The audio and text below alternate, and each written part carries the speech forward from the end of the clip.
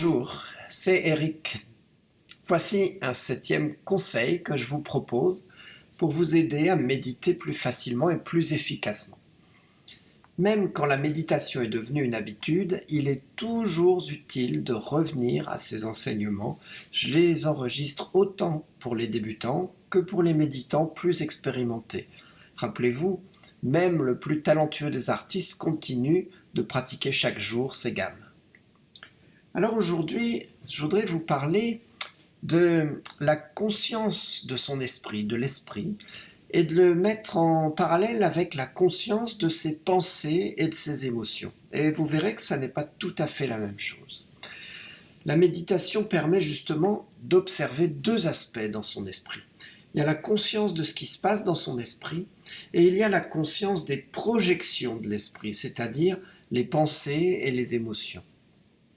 Et le but en méditation, c'est de rester dans la conscience de l'esprit, plutôt que de se perdre dans une belle pensée ou dans une émotion qui pourrait être destructrice.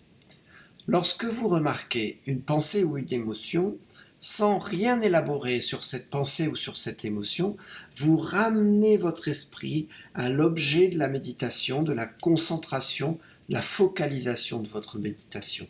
Par exemple, la respiration, ou une forme, un son, une sensation. C'est votre ancrage sur l'instant présent, alors que les pensées, les émotions vous ramènent à votre passé ou à vos perspectives à venir. Cela ne veut pas dire que vous supprimez ces pensées ou ces émotions. Vous leur permettez d'apparaître, de rester aussi longtemps qu'elles restent, et vous passez sans plus vous attacher à elles. À travers ce processus, vous apprenez à reconnaître à quel point ces pensées et ces émotions peuvent être réellement transitoires. Ainsi, elles semblent moins impérieuses. C'est là que commence la liberté émotionnelle. La plupart des gens pensent qu'ils sont leurs pensées ou leurs émotions. Ils se définissent à partir de là. Quand vous vous identifiez à votre conscience de votre esprit plutôt qu'à ses projections, vous réalisez alors que ce n'est pas le cas.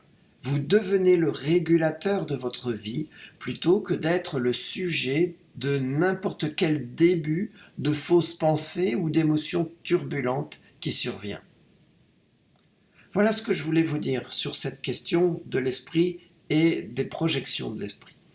En tout cas, si vous avez apprécié, n'hésitez pas, mettez un cœur rouge, mettez un love, partagez autour de vous. C'est comme ça que vous allez m'aider à développer mon travail sur la méditation. Et puis, je vous invite, si vous le souhaitez, à suivre le podcast de méditation que je publie chaque semaine, que vous trouverez dans votre espace méditation avec Eric.